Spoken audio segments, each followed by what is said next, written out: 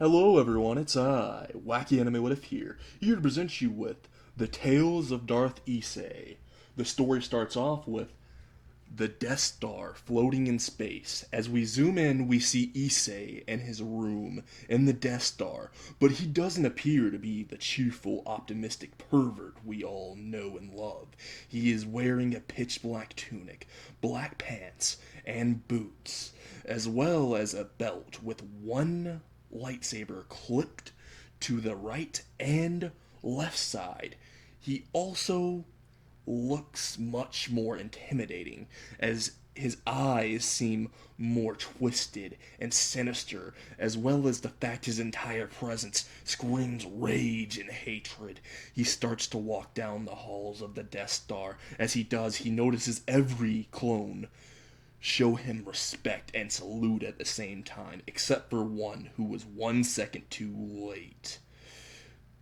Issei saw this as unacceptable and used the Force with his right hand outstretched in a choking manner as the poor stormtrooper named Kenny is in the air trying to reach for his neck. Issei slowly crushes his neck as Kenny, the stormtrooper, feels his throat collapse and compress.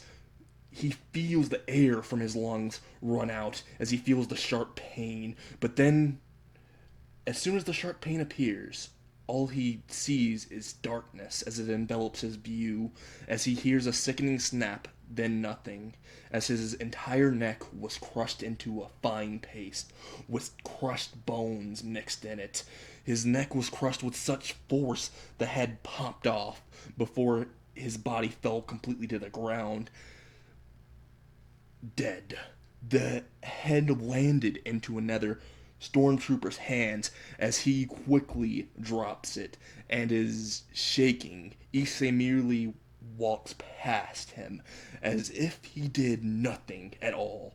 As he does, he makes his way to his destination, the Emperor's throne room. He sees his master sitting in the chair with his Sith robes on and wrinkled face and yellow eyes. Issei immediately kneels and says, "You have called for me, master." The figure in the chair says, "I called you because I want you to go alone to a planet I discovered through using the Force. That planet has a different power, and there's basically no type of Force around it. The entire planet seems to have a completely different power source. I want you to go there by yourself to retrieve it. Consider this a trial.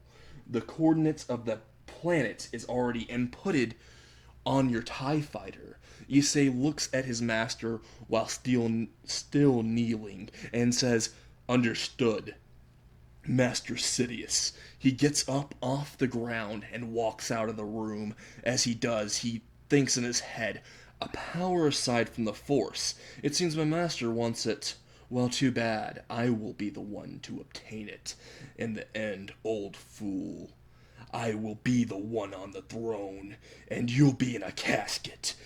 As Issei left, we see Sidious still on his throne, as he thinks, "The fool thinks I trust him. I trust no one. He is a mere tool for me to use and discard as soon as I find no use for him.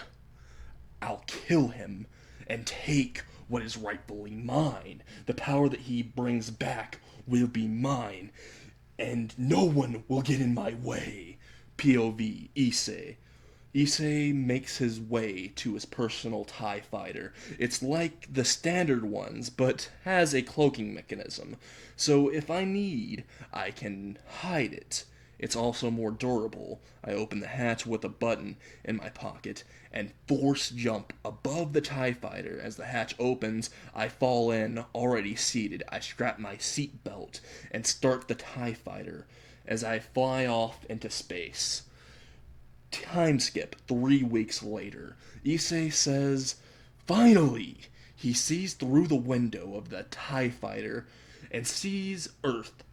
He says, So this is the planet that has the power Sidious was talking about. I can feel the power from here. It's immense but in no way connected to the Force, but luckily for me, I can sense it through the Force. It may go both ways though. I should go down to where I sense it the most and scout the area and blend in. After all, I need to know what they're capable of if I'm going to hunt them. As soon as Issei thinks this, he flies his TIE fighter down. As it enters the atmosphere of Earth, he cloaked it so no one would freak out. He lands in a forest near Kyo Town.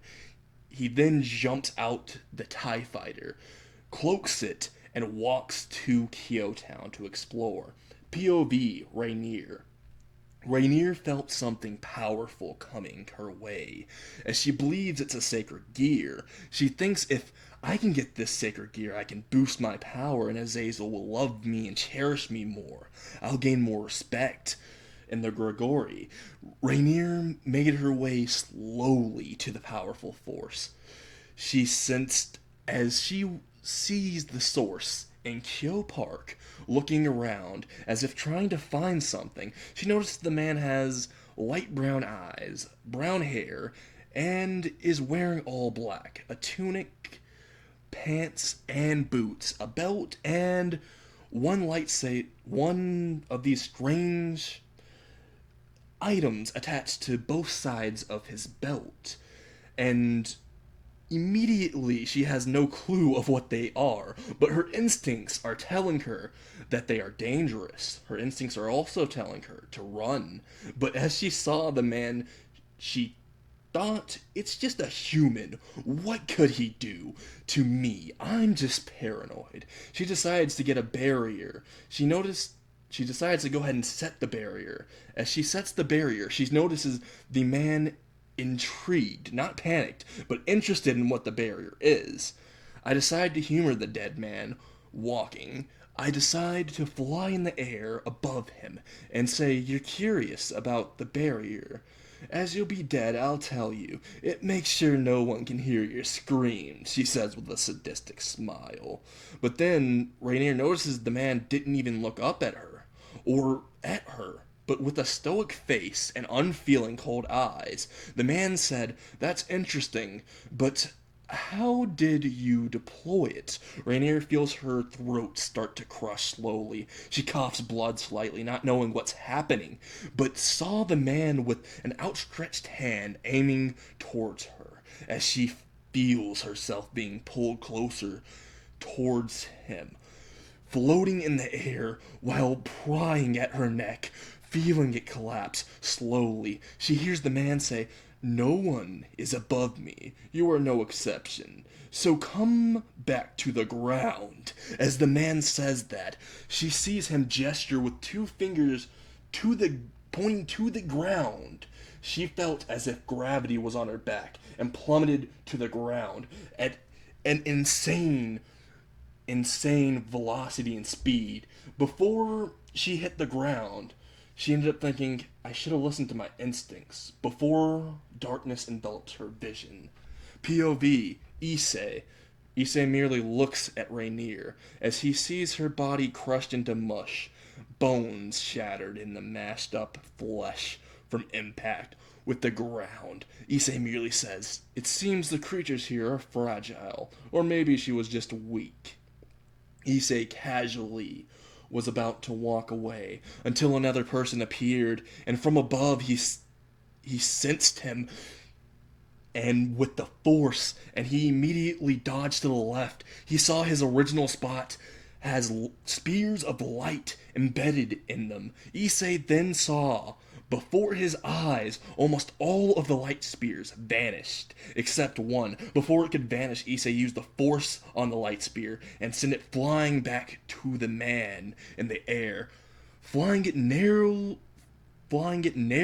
missing as the man flew downwards to dodge it. Issei force jumped above him as he sees the man who attacked him. He sees he has a fedora and black wings like the girl from earlier. Maybe I can get information from him. Issei, as he is falling down from his force jump, makes sure his foot is on the man's back as he comes crashing down on it. And the man falls down to the ground with Issei's entire weight on his back as he's stepping on him with his foot. He uses the force, lifts him up, and ignites his lightsaber as he unclips it with his right hand, unclips his right lightsaber, ignites it, and then slices off his wing so he can no longer run. Immediately, the man starts to scream, and Issei says, "What is your name?" The man answered, "Dona seek you vermin," with anger like no other in his eyes. Dona seek tries to get up any resistance, but with Issei holding his neck by the force, he could not do a thing, and he was defenseless like a child. And Issei merely says, "You may want to answer my questions while I'm being patient. After all, there are many things worse than death, and you would hate to find them out. So why don't you go ahead and answer the questions I want to ask you?" Donasik merely responds with "fuck you." Issei merely says, "Guess it's the hard way." As Issei says this, his eyes glow yellow, a slight bit of insanity in them, as he uses the force, pulls Donasik into his right hand, which is open. He chokes him not with the force, but with his right hand by itself, using force lightning inside of his hand. As soon as it comes in contact with Donasik's neck, it starts to fry as the flesh starts to burn. Donasik starts screaming and begging for mercy. As Issei says, "Tell me what I want to know." Donasik says, "Okay, I'll tell you." Issei says, "You'll tell me? Huh. But just to make sure you don't tell me any lies, maybe I should, make sure that you know what would happen." As he drags Donasik off, Donasik screams, but no one hears them. As Issei drags him back to his TIE fighter in the isolated forest, no one heard Donasik screams for help, as no help would ever arrive. I hope you all enjoyed this, and I am sorry if I made any mistakes. I'm just really nervous. This is the end of this What If. I really hope you guys like it, and if you do, please smash that like button, and, well, have a wonderful day.